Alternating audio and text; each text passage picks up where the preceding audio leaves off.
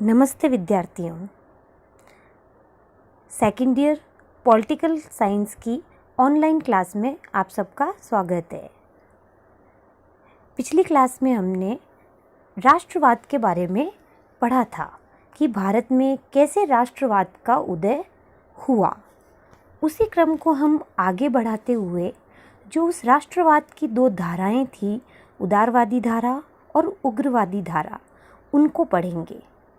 तो आज की क्लास में हम उदारवादी राष्ट्रवाद के बारे में अध्ययन करेंगे कि उदारवादी राष्ट्रवाद क्या है।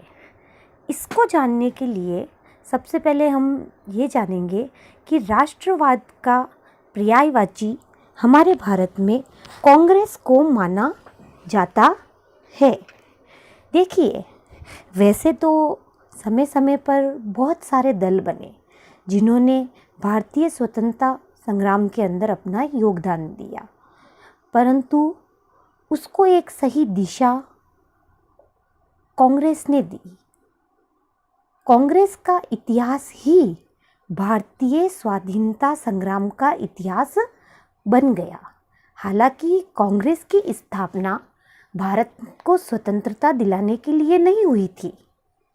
कांग्रेस की स्थापना तो एक जनता की बात अंग्रेजों तक कैसे पहुंचाई जाए, उसके माध्यम के लिए हुई थी कि कांग्रेस वो माध्यम बनेगी जो जनता की बात को अंग्रेजी सरकार तक पहुंचाएगी।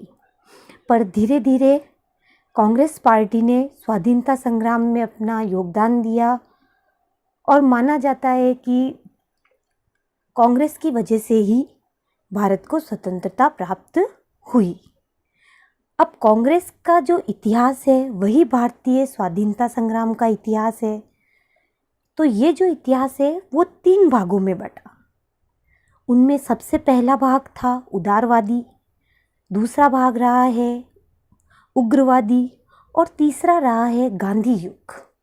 हम कांग्रेस के इतिहास को या भारत के राष्ट्रवाद को इन 3 भागों में बांट सकते हैं और ये तीनों ही भाग आपके सिलेबस में हैं। तो उसमें सबसे पहले है उदारवादी राष्ट्रवाद, यानी कांग्रेस का उदारवादी काल, भारत का उदारवादी काल।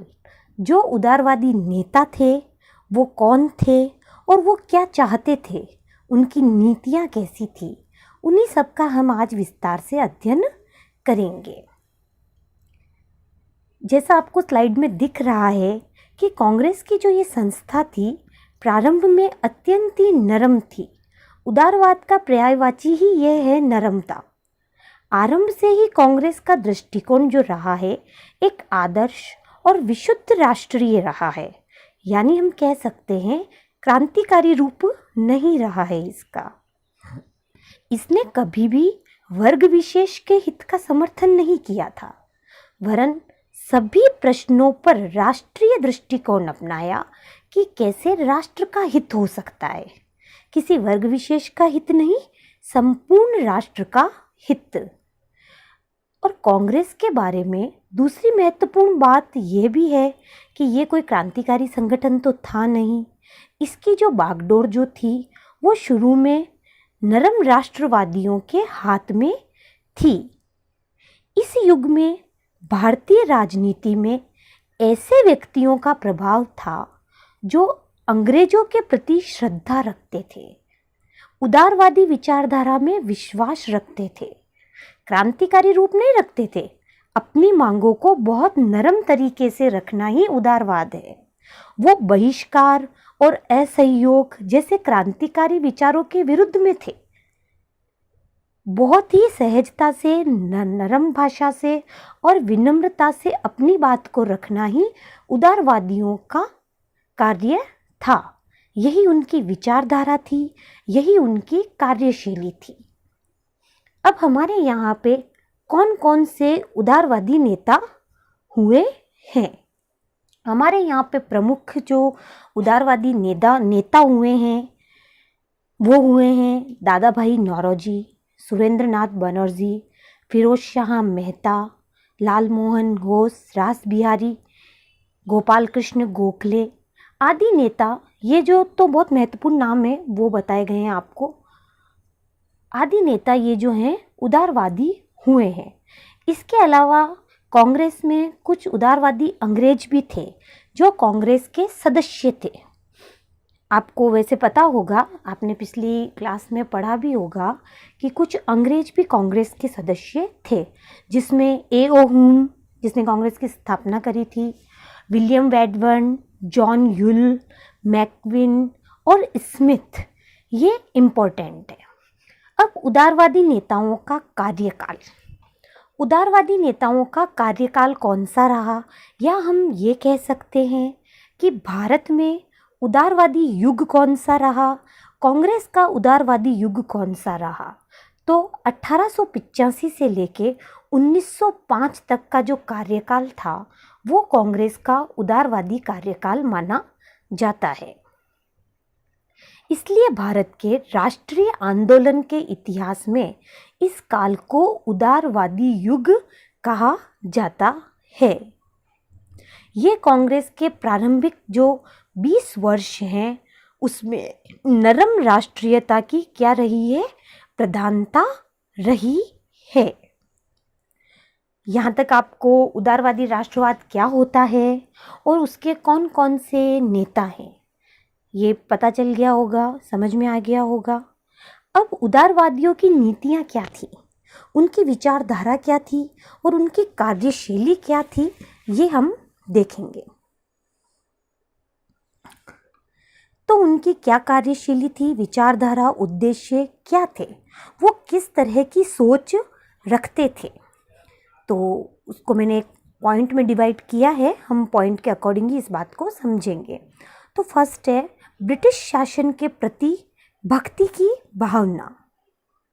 उदारवादी ब्रिटिश शासन के समर्थक थे और प्रशंसक भी थे, यानी जो ब्रिटिश शासन की नीतियाँ थी, जो उनका प्रशासनिक सिस्टम था, या उनके शासन करने का तौर तरीका था, वो उदारवादियों को पसंद था।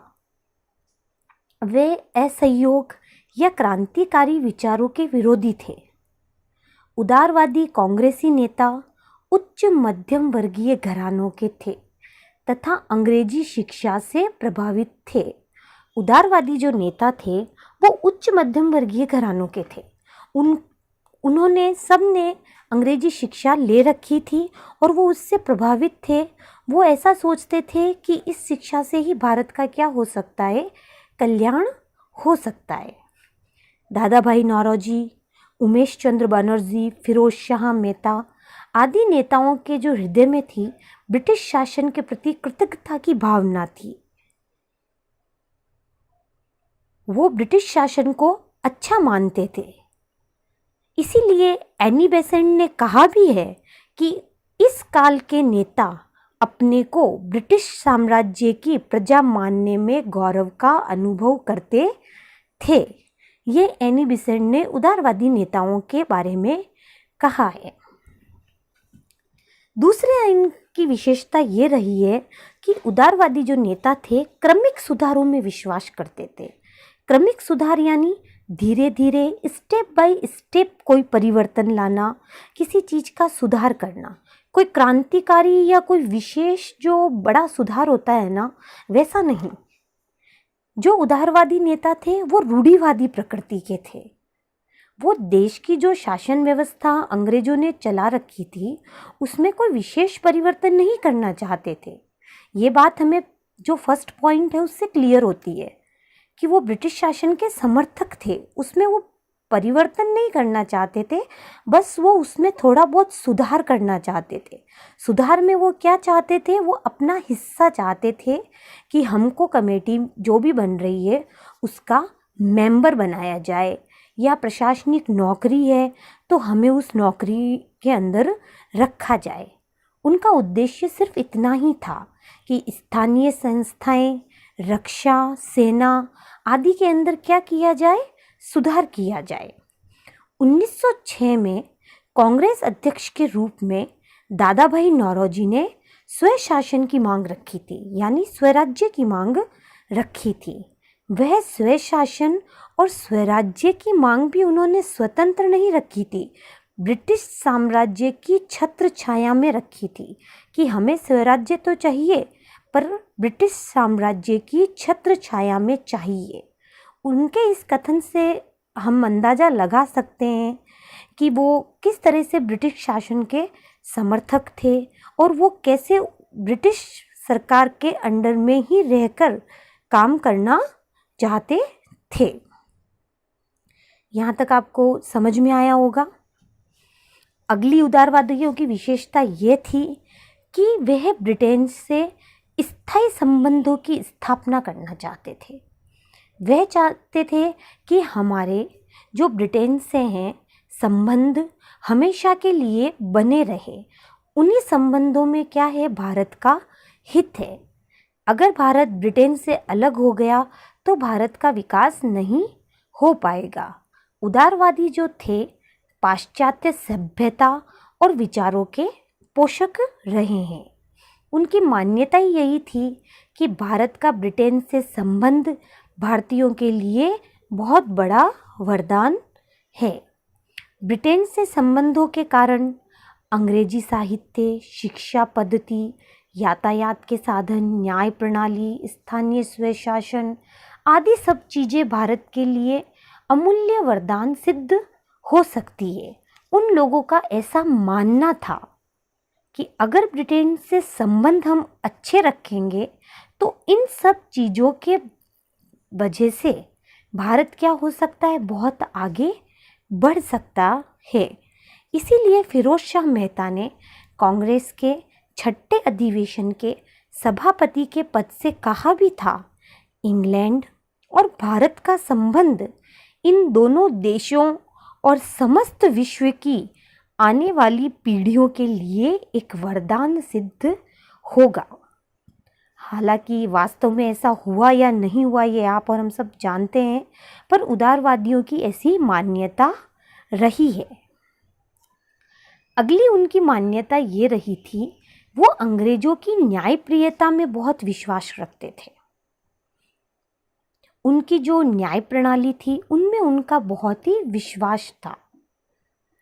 इसलिए टी माधवराव ने कांग्रेस के तीसरे अधिवेशन में स्वागत समिति के अध्यक्ष पद से भाषण देते हुए कहा था कि कांग्रेस ब्रिटिश शासन का यश शिखर है और ब्रिटिश जाति की कीर्ति मुकुट है। इसी तरह रहमतुल्लाह सयानी ने घोषित किया था कि अंग्रेजों से बढ़कर सच्चरित्र तथा सच्ची जाति इस सूर्य के प्रकाश के नीचे नहीं बसती है।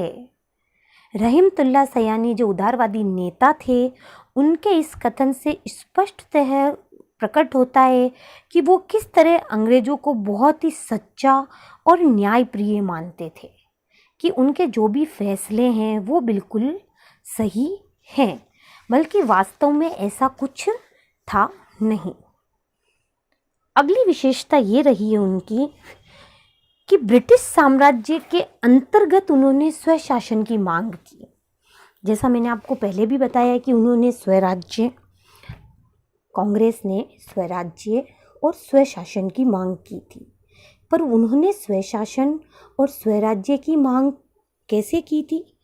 वो ब्रिटिश शासन के अंतर्गत ही स्वराज्य चाहते थे। वो चाहते थे भले शासन तो हम करें, पर हमारे ऊपर नियंत्रण किसका हो? ब्रिटिश साम्राज्य का नियंत्रण हो। अगर उनका नियंत्रण होगा तभी हमारा क्या हो सकता है, विकास हो सकता है। ये बात कांग्रेस के दूसरे अधिवेशन में सुरेंद्रनाथ बनर्जी ने जोरदार शब्दों में कही कि स्वशासन जो है एक प्राकृतिक देन है, ईश्वरीय शक्ति की कामना है। प्रत्येक राष्ट्र को स्वयं अपने भाग्य का निर्णय करने का अधिकार होना चाहिए, यही प्रकृति का नियम है। स्वराज्य की मांग करी, स्वशासन की मांग करी, पर किसके अंतर्गत? ब्रिटिश साम्राज्य के अंतर्गत। यहाँ तक आपको पता चला होगा कि किस तरीके से उदारवादियों की निष्ठा जो थी वो ब्रिटिश साम्राज्य के प्रति थी। वो अपनी हर बात को बहुत विनम्रता के साथ ब्रिटिश साम्राज्य के सामने रखा करते थे और यही इनका उद्देश्य था कि वो जो ब्रिटिश साम्राज्य के वैधानिक उपायों में विश्वास करते थे कि कोई भी काम होना चाहिए तो एक सिस्टमैटिक तरीके से होना चाहिए, कोई क्रांतिकारी तरीके से नहीं होना चाहिए। उदारवादी नेताओं को अंग्रेजों की न्यायप्रियता में अटूट विश्वास था, यानी कि जो वो कहेंगे। विनम्रता से कांग्रेस के नेता, उदारवादी नेता जो भी अपनी मांग रखेंगे उसे ब्रिटिश साम्राज्य अवश्य मानेगा। इसलिए क्रांतिकारी उपायों को अपनाने के लिए वे तैयारी नहीं थे। तो फिर वो अपनी मांगों को कैसे रखते थे? वे सरकार के साथ कभी भी संघर्ष की बात नहीं करते थे। उनका मानना था यह सरकार ही हमारे देश का विकास कर सकती है, इसलिए सरकार के साथ तो कभी भी संघर्ष नहीं करना है। सरकार को कुछ भी अगर हमें सरकार से मांग रखनी है तो हमें बड़ी विनम्रता से रखनी है। इसलिए क्या करा उन्होंने? प्रार्थना पत्रों, याचिकाओं, स्मरण पत्रों और प्रतिनिधि मंडलों द्वारा सरकार से अपनी न्यायोचित मांगों को मानने का आग्रह किया। उनकी कोई भी मांग होती थी तो वो एक प्रार्थना पत्र लिख के सरकार के पास पहुंचाते थे कि कृपया करके आप हमारी ये मांग स्वीकार करें। याचिकाएं देते थे, या उन कांग्रेस का कोई प्रतिनिधि मंडल मिलके सरकार के पास जाता था और बड़ी ही विनम्रता से अपनी बात रखता था कि हमारी ये समस्या है, आप इसका समाधान करो। उदारवादी क्रांतिकारी विचारों में विश्वास नहीं रखते थे, इस बात का आप विशेष ध्यान रखिएगा। यहाँ तक आपको समझ में आया होगा। अब उदार युग की कार्यविधि कैसी थी, वो कैसे काम करते थे? देखिए, वो अपनी जनता की मांगों को सरकार तक पहुंचाते तो थे, क्योंकि कांग्रेस की स्थापना हुई इसीलिए थी कि जनता की मांग को जो है ब्रिटिश सरकार तक पहुंचाया जाए। कांग्रेस जनता की मांग को ब्रिटिश सरकार तक पहुंचाती थी, पर वो पहुंचाने का तरीका क्या था?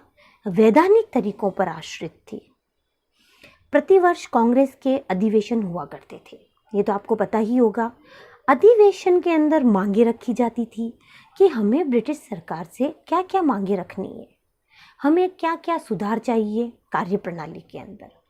उन मांगों की सूची बनाई जाती थी, उनको समाचार पत्रों में छापा जाता था और भाषण के द्वारा जनसाधारण में प्रसारित करते थे। बड़ी बड़ी याचिकाएं, स्मरण पत्र भारत सरकार को और गृह सरकार को भेजे जाते थे, जिनमें बहुत ही विनम्र भाषा का प्रयोग किया जाता था। ये उनकी कार्य विधि थी, काम करने की उनकी शैली थी। अब इस शैली का अगर हम मूल्यांकन करें, यानी हम ये कहें कि उदारवादी युग का हम मूल्यांकन करें कि उदारवादी युग कैसा रहा, कहाँ तक सफल हुआ या कहाँ तक असफल हुआ, तो उसका निष्कर्ष इस तरीके से निकलता है।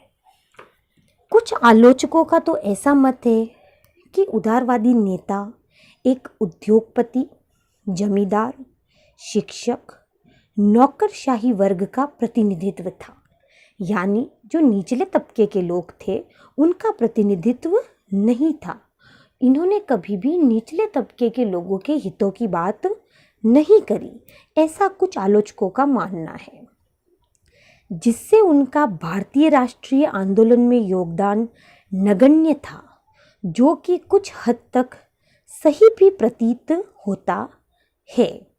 परंतु उदारवादी नेताओं ने देश में राष्ट्रीय भावना का उदय करके एक ऐसा मंच प्रदान किया जहां से राष्ट्रवादी आंदोलनों में तीव्रता लाई जा सके। हम ऐसा कह सकते हैं इसको कि जो राष्ट्रीयता का, क्रांतिकारिता का बीज जो बोया था वो उदारवादियों ने ही बोया था। हाँ, ये बात हम जरूर मानेंगे कि वो फला फूला उदारवादियों के काल में नहीं था, परंतु लोगों के मन में जो राष्ट्रीयता की भावना उत्पन्न करी वो किसने करी थी? वो उदारवादियों ने ही उत्पन्न करी थी। उदारवादियों के लिए गुरुमुख निहाल सिंह लिखते हैं कि संभवतः गोखले को छोड़कर, गोपाल कृष्ण गोखले हैं, उनको छोड़कर कांग्रेस के नरम नेताओं में स्वतंत्रता के लिए व्यक्तिगत बलिदान करने और आपत्तियां सहने को कोई तैयार नहीं था। स्वतंत्रता के लक्ष्य को प्राप्त करने के लिए उदारवादी नेताओं में आवश्यक त्याग भावना का बहुत बड़ा अभाव था, ऐसा गुरुमुख निहाल सिंह मानते हैं, लिखते हैं, और उनकी इस बात का काफ़ी लोग समर्थन भी करते हैं। उदारवादियों ने भारतीय जनता को राजनीतिक शिक्षा प्रदान करके राष्ट्रवाद की भावना को जागृत किया, जिससे भारतीय जनता को ये तो समझ में आ गया कि किस प्रकार ब्रिटिश सरकार हमारे भारतीयों का शोषण कर रही है, परंतु उसके लिए जो एक कठोर कदम उठाने चाहिए थे, वो कठोर कदम उदारवादियों ने नहीं उठाए। वो कठोर कदम किसने उठाए? जो आगे चल के उग्रवादी दल आया, जिसे हम गरमपंथी भी कहते हैं, उन्होंने उठाए। इन्हीं भावनाओं को लेकर गरमपंथियों का उदय हुआ और उन लोगों में एक क्रांतिकारी विचारधारा थी जिन्होंने अनेक प्रकार के आंदोलन चलाए। तो आज हमने पढ़ा कांग्रेस का उदारवादी युग, जो कहाँ से कहाँ तक था, 1885 से लेके 1905 तक था। इसे हम कांग्रेस का उदारवादी युग कह सकते हैं, नरमवादी युग कह सकते हैं, या नरम दल कह सकते हैं। अगली क्लास में हम पढ़ेंगे उग्रवादी दल या उग्रवादी राष्ट्रवाद, जो जस्ट उदारवाद के बाद आया, और उसकी उत्पत्ति का कारण भी क्या था? उदारवाद ही था। इन्होंने कभी कोई क्रांतिकारी परिवर्तन की बात नहीं करी, बहुत विनम्र भाषा का इस्तेमाल करा, इसलिए भारत की व्यवस्था में कोई सुधार नहीं हुआ। जैसा ये लोग एक्सेप्ट कर रहे थे कि भारत में यातायात के साधन बढ़ेंगे, शिक्षा पद्धति अच्छी होगी, न्यायप्रियता बढ़ेगी, वगैरह वगैरह जितनी भी बातें थी, ऐसा प्रैक्टिकल कुछ भी नहीं हुआ। तो इन सब के आक्रोश ने किसको जन्म दिया? उग्रवाद को जन्म दिया। तो विद्यार्थियों, नेक्स्ट क्लास में हम उग्रवाद के बारे में अध्ययन करेंगे। Thank you.